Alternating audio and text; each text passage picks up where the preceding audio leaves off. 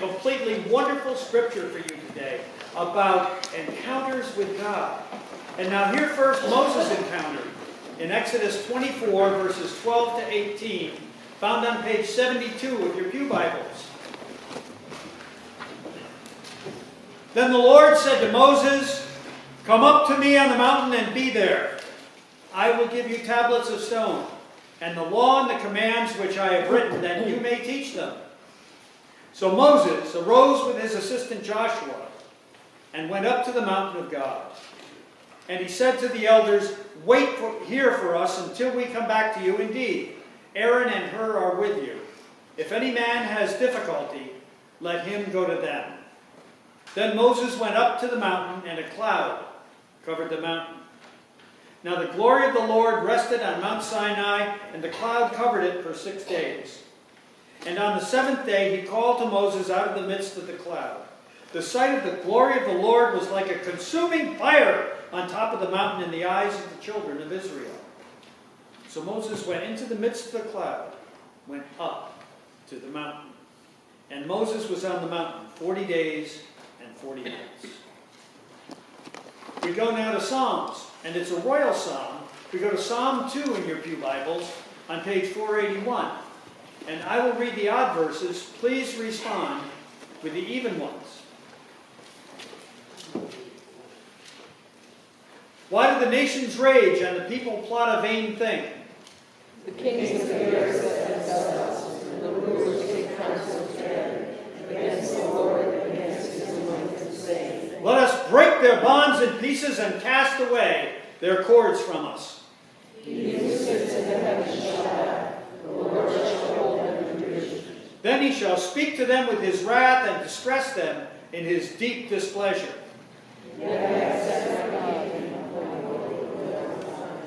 I will declare the decree. The Lord has said to me, "You are my son. Today I have begotten you." As for me, I will give you the nations for your inheritance, and the ends of the earth for your possession. And you shall break them with the rod of iron. You shall dash them to pieces like a potter's vessel. Now therefore be wise and peace, be instructed to be judges of the earth. Serve the Lord with fear and rejoice with trembling. Kiss the Son, lest he be angry, and you perish in the way. When his wrath is kindled but a little, blessed are those who trust in him. We go to the New Testament now. In the New Testament, we hear the story once again of Transfiguration Sunday.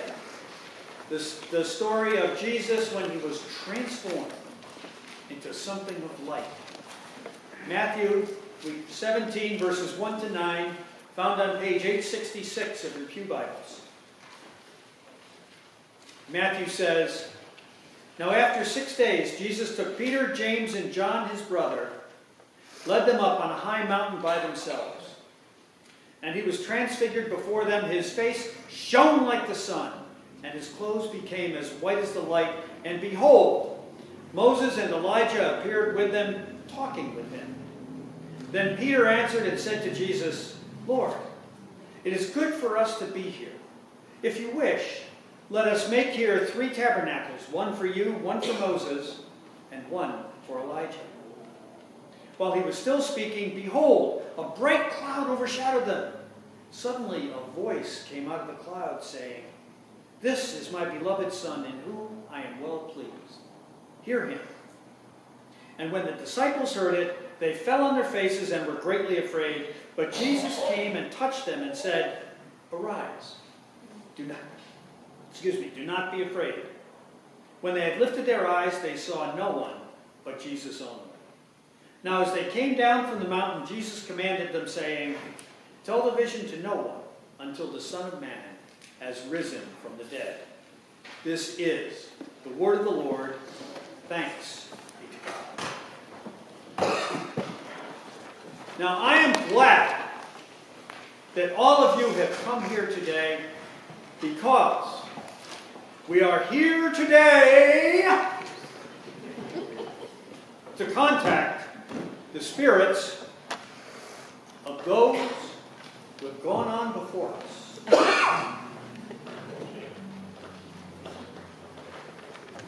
one needs to be dressed appropriately.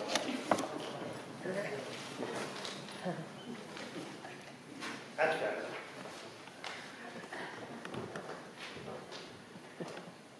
Let us see if they have something to tell us.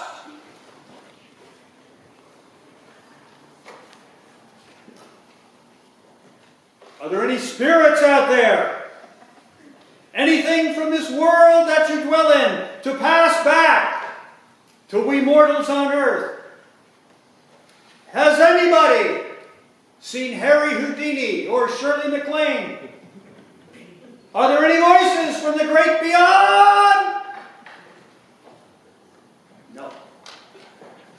Nothing. Okay. Enough of that idea. The thought, isn't it? The thought that folks have gone on before us have nothing better to do than hang out on that side of the curtain and whisper messages to some rather unsavory characters who dress funny and look into crystal balls and stuff. That's a really bleak picture of the afterlife. Makes me want to not go there. On the other hand, the account of the Transfiguration, the account of Jesus and Moses and Elijah is glorious. Suddenly they appeared, they were transformed into a blinding light, and everything around them shone, and it was beautiful.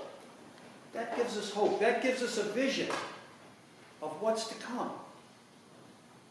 You know, we can look at the Transfiguration as just a one-time thing. I've kind of looked at it that way for years. Jesus was transfigured. His clothes shone like light.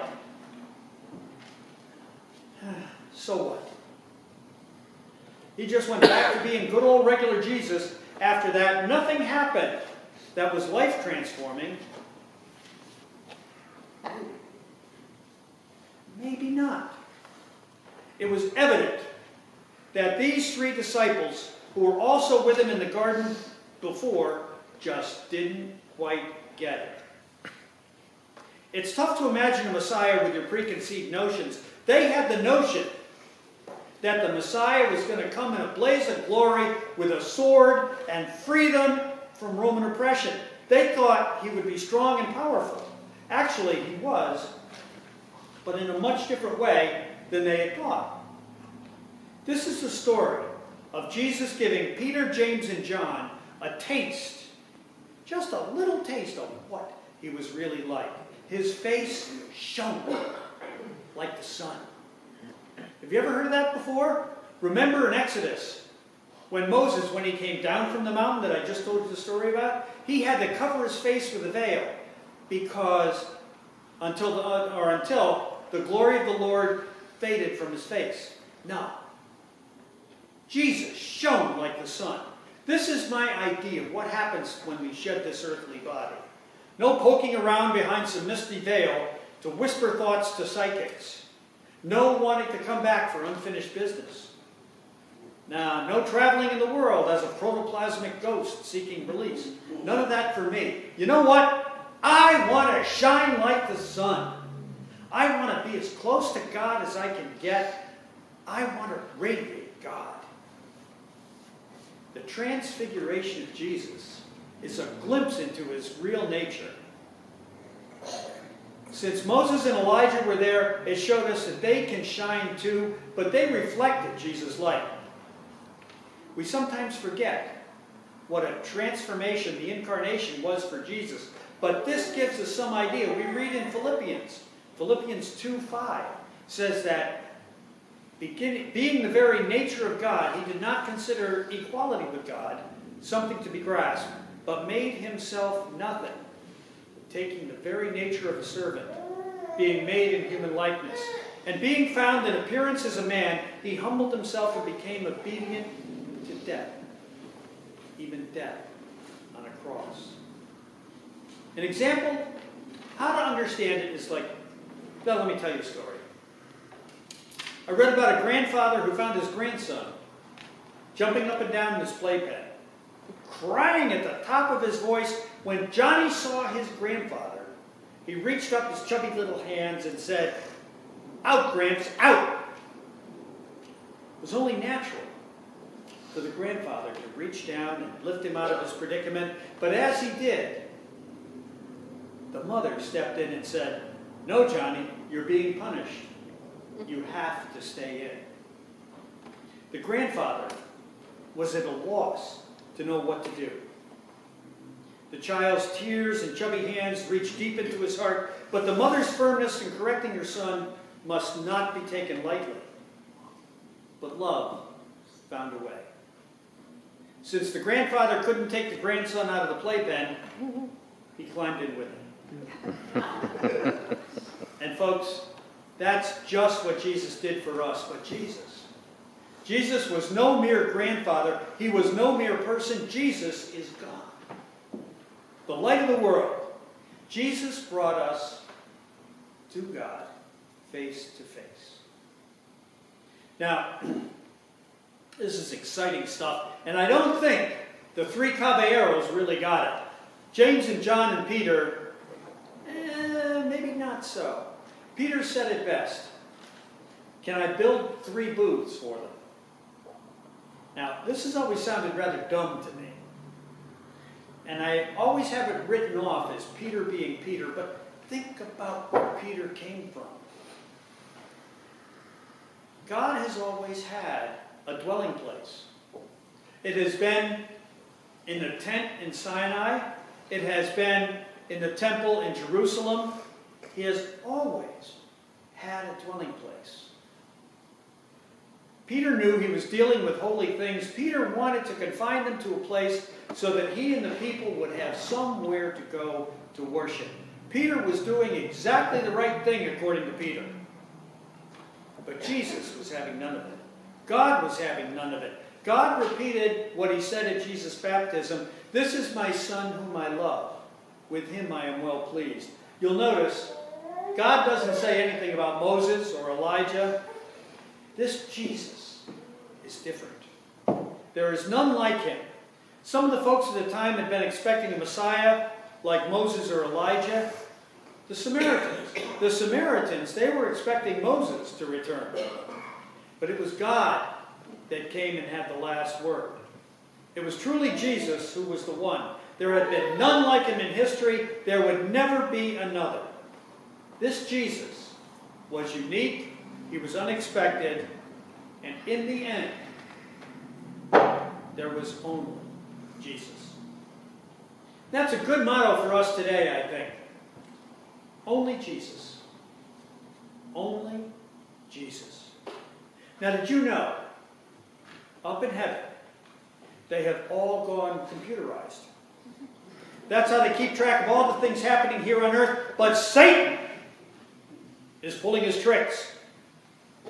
Imagine, in this large computer room with everybody keeping tabs on everybody on earth, suddenly Satan creates a big electrical storm that overrides the surge protectors. The memories of all the computers get wiped out. Everybody is in a turmoil because all the records are lost.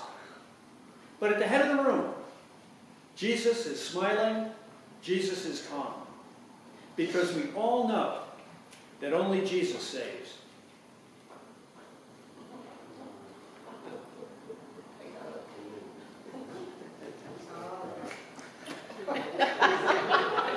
Better keep my day job. When all the hoopla is done, all the church bylaws are passed, all the relief is collected for the poor and the hungry, all the pews polished and all the church business done, at the end of the day, it's only Jesus.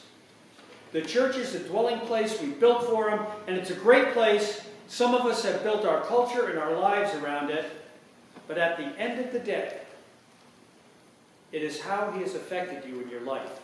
It's about how you see him. A light that burned in this story so long ago to 3 disciples, or if you see him as a transfigured person working and active in the earth today.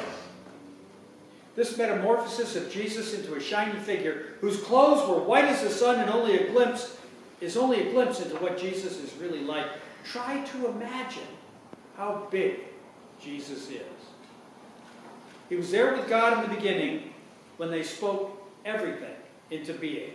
He created quadrillions of galaxies and sustains them today. He is as big as everything we can imagine and even bigger than what our minds can even come close to comprehending. Yet, he came as a man so that God's plan could unfold. He didn't want anybody to know about the Transfiguration because the Transfiguration totally makes no sense without the journey to the cross. God didn't come to earth just to play in the sandbox. God didn't come to earth to find out what it was like to be human. God didn't come to the earth to save his people from oppression.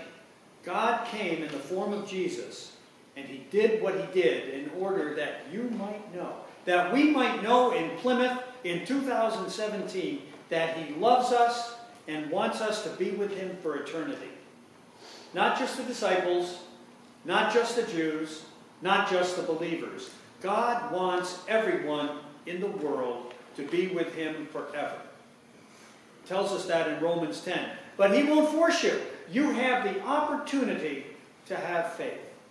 God has left that choice up to you. He certainly isn't above nudging you. And the experience at Mount Hermon was one of the ways that he's trying to convince you, but the final decision is yours. When you understand that it wasn't even Grandpa getting into the playpen, it was something infinitely bigger. The change from God to man was done at great cost to God and for great benefit to us. Today, if we see somebody, if we're walking along the road and we see somebody lighting up, we think, oh, he's eating radioactive isotopes. But the way to know that Jesus' talk matched his transfiguration, he told us he was God, he showed us he was God, and I'm sure he could have done more to convince us. He said we wouldn't understand, we wouldn't get it. Just like Peter didn't get it until he was raised from the dead. Then it happened. Jesus was raised from the dead. And we can look at what happened and say, yes, that was God made flesh. And he came for us. And not even for all of us. God came for each one of us individually. It was personal. Jesus has been raised from the dead. We have seen the fullness of his plan. We have been given all the facts. Will we let Jesus transfigure us? The word for transfiguration literally means a change, a metamorphosis, making something that is different. Like when a caterpillar changes into a butterfly. Will we here today allow the risen Christ to change us? Can we understand Christ without changing? If we hear the stories, read the text, and try to understand it all, we cannot help but go through transfiguration. We cannot help but change. And we will change into the people that God meant us to be when he made us. If what we hear about Jesus doesn't change us, then we, like Peter, just don't get it. On Wednesday, we're starting our journey toward the cross. We're going to see, we're going to feel, we're going to get to relive what he did, why he did it, and why he had to do it. It's a long journey leading to the joy at Easter. Let's get going. This transfiguration is only the beginning. We've got a long road to hoe. So please join us for Lenten services, at the various local churches for Lenten lunches, at the God and Grub Scripture, or any other way you can get to know Jesus better. Please come and talk to me. I love talking about Jesus. With his coming, he changed the world, and he can change your life. This transfiguration that happened on the mountain is not complete without you. So let us become more like Christ. Let's let him transform, transfigure, and change our hearts and our minds. Let it begin today. Let's pray. Lord, it seems funny, with all of our resistance to change, to pray for change. But help us to change. Help us to change into being more like Jesus, more loving, more caring. And just as the kids, let us change and do something unexpected today. Let us love better. Let us be better people. Let us think about what we do. And remember Jesus on the mountain. Amen. And we are going to sing number 596. We're marching to Zion.